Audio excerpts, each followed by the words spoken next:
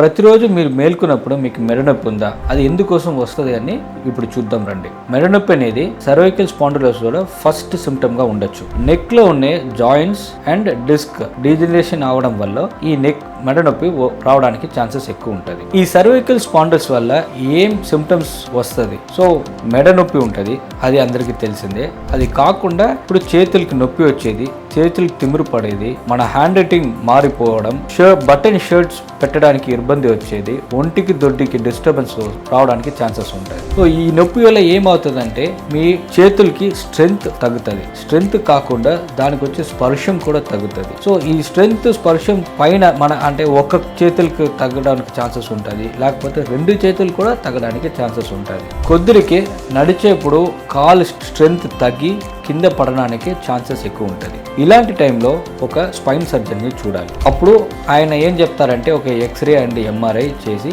Problem ఏంటని చెప్దాం. X ray MRI తీసేప్పుడు ఎంఆర్ఐలో మీ disc బయటకు వచ్చిందా, అది ఎంత దూరం బయటికి వచ్చి ఒంటి నెరాల్ని మాత్రం డిస్టర్బ్ చేస్తుందా, లేకపోతే స్పైనల్ కార్డ్ని కూడా కంప్రెస్ చేస్తూ ఉందా అని చెప్పగలుగుతాం. 90 to 95% అయిన పేషెంట్స్కి ఒక స్మాల్ మెడిసిన్స్ కానీ ఫిజియోథెరపీ కానీ చేస్తే ఇది ప్రాబ్లం తగ్గిపోతుంది. కొద్దిరికి మాత్రమే సర్జరీ దాకా వెళ్తుంది.